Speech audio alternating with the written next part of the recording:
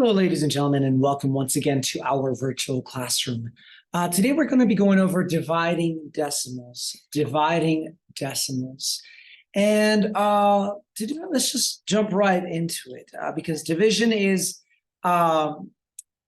it's a process. And so I want to review that process with you, and then we're going to get into what that would look like whenever we're dealing with decimals specifically. So, ladies and gentlemen, let's focus on this simple example right here. So we have 18 divided by 6, 18 divided by 6. Now, before we continue, ladies and gentlemen, I need you to remember that 18 divided by 6 is actually the exact same thing as 18 over 6. 18 over 6, because remember that fraction means division. Fraction means division. And not only does fraction mean division, but the order is very important. In fact, if I were actually dividing these two numbers, 18 divided by 6, so I would have a division box right here. The 18 would be the dividend. That's the number that would go inside because the first number always goes inside. The top number always goes inside. All right, and actually an easy way to remember this, ladies and gentlemen, is to just remember the famous restaurant In-N-Out Burgers. In-N-Out. Now, you may or may not like In-N-Out. You may not know what In-N-Out is, but just by remembering in and out, you can remember that the top number goes in over the second number that goes out.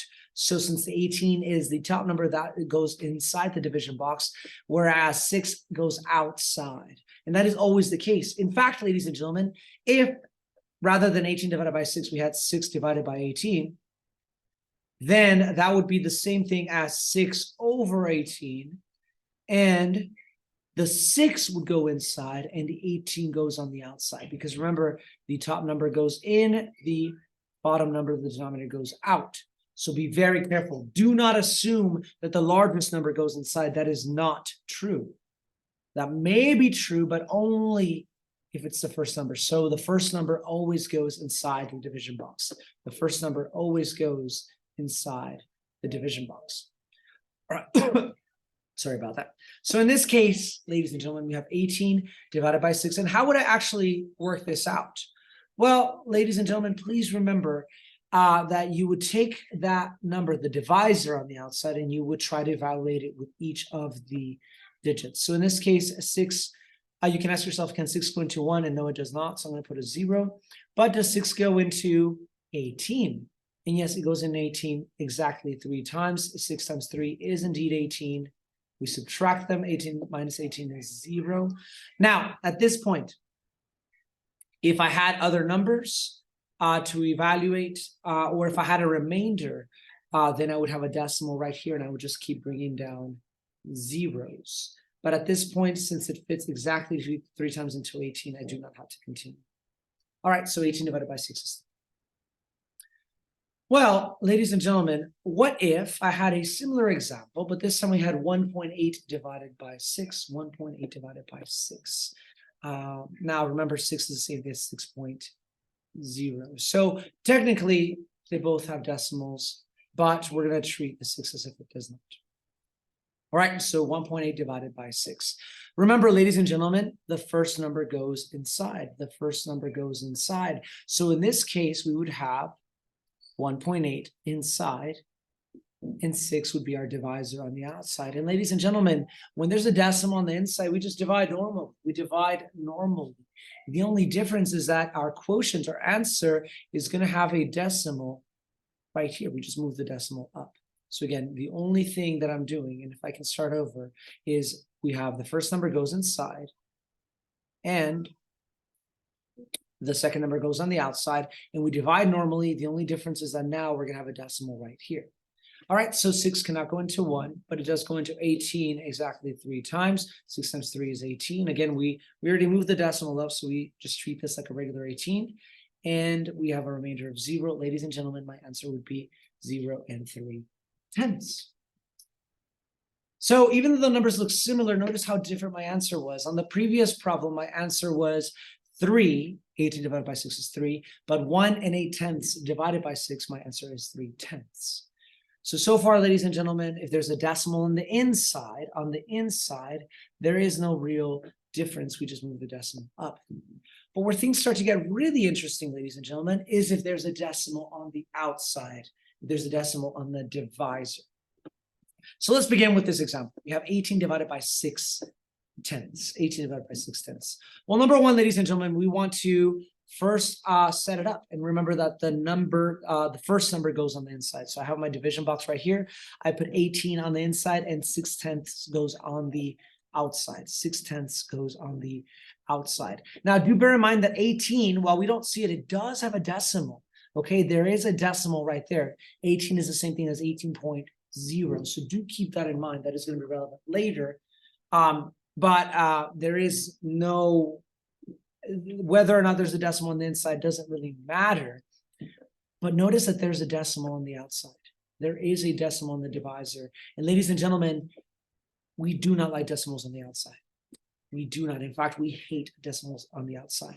All right. So ladies and gentlemen, if you're working on a problem, there's a decimal on the outside. We're going to do this. We are going to move the decimal. So in this case, we're going to take that decimal. We're going to move it over. We're going to skip as many times as necessary to get it on the inside to make this into a whole number. So in this case, we only have to move it over one time to make the 6 tenths into just 6. Now, if the decimal was all the way on the outside, let's say that the decimal was over here instead, it was 0.06, then I would have to skip it twice, all right, etc. But in this case, since it's only right there, I only needed to move it one time. So now, ladies and gentlemen, there's no more decimals on the outside. It is now 6 wholes. However, ladies and gentlemen, if we move the decimal on the outside, we have to do the same thing on the inside. So since I moved the decimal over one time, I need to move the decimal over one time, which is actually exactly what I'm doing down here. Notice that I've already moved the decimal one time, so I need to take that decimal and move it on the inside one time. So really, ladies and gentlemen, we are left with 180 divided by 6. 180 divided by 6. Now, before I continue, let me just recap everything that we just saw. So we have 18 divided by 6 tenths. We do not like decimals on the outside. So I took that decimal and moved it over one time.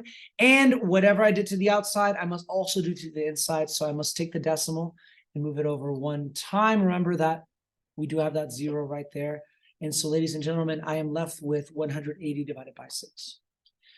Now, if I work this out, well, 6 cannot go into the 1, but it goes into the 18 exactly 3 times. And we have a remainder of 0. Now, I do have to bring down this 0 because that's part of the 180. 6 goes into 0, 0 times. 6 times 0 is 0. We have a remainder of 0. My answer is 30. Now, you might be thinking, well, Mr. Lugo, I realize that 180 divided by 6 is 30, but what does that have to do with the original problem? Why did we change the numbers completely? Well, even though I did change the numbers, ladies and gentlemen, what I am saying to you is that the answer to the problem that we just did is the same answer to this. 18 divided by 0.6 is 30. In fact, I want you to check that out with a calculator. I want you to take a calculator and divide 18 divided by 6 tenths, and then do the same thing down here. Go ahead and do 180 divided by 6. And you will find that in both cases, your answer is 30. 30. Well, why? Why are we getting the same answer if we're dealing with different numbers? I know they look similar, but they are different numbers. 18 is very different from 180. 6 tenths is very different from 6. Well, ladies and gentlemen, what is happening here is actually quite simple. If you rewrite this as a fraction, we are given 18 divided by 6 tenths. Now, I don't want you to do this. I'm just showing you why this works, okay? Do not forget this process. Rewind it. Watch it again. Again, we have a decimal on the outside. We just move it over. And then however many times you do the same thing on the inside, and then you just work that out. But the reason why that works is because when you write it down as a fraction, 18 over 0.6, ladies and gentlemen, notice that if you take the decimal from the 18 and the 6, ladies and gentlemen, and you move them in the same direction, we are left with 180 over 6. And some of you guys may be like, okay, what does that mean? Well, let me use easier numbers. What if I did something like this? What if I did 10 divided by 2? Okay. Notice they both have a decimal right there, right? 10 divided by 2 is the same thing as 10.0 divided by 2.0, right? Well, you should know what 10 divided by 2 is, right? 10 divided by 2 is 5, right? So the answer to this would be 5. Okay, we know that. Well, ladies and gentlemen, notice what would happen if I take the decimal on the top and on the bottom of both of them and move it over one time. Wouldn't that be the same thing as 100 over 20? Well, ladies and gentlemen, what's 100 over 20? What's 100 divided by 20? Guess what? It gives me the same answer. It's 5. It's the same answer. So if you have two numbers being divided and you move the decimal the same direction and divide those two numbers, you're going to get the same answer as the original problem. All right. Every time, look, if I do it again, if I move the decimal over one more time, that's going to give me 1,000 divided by 200. Well, if you work out 1,000 divided by 200, guess what? You still get 5. If I go the other direction, ladies and gentlemen, let's say that instead of doing 10 divided by 2, I move the decimal this way and we do 1 divided by 0.2. Guess what? My answer is still 5 because again, I moved the decimal the same number of times. And so again, do not be confused. Over here, all I did is I took that decimal. I don't like decimals on the outside. I moved it over as many times as necessary to make this into a whole number. And I did the same thing on the inside so that I matched the number of times I moved it over. When you work it out, you get the same answer as before. Ladies and gentlemen, this video has gotten long enough, but I hope this was helpful. And later we'll work out some more examples. But with that in mind, ladies and gentlemen, I will see you later.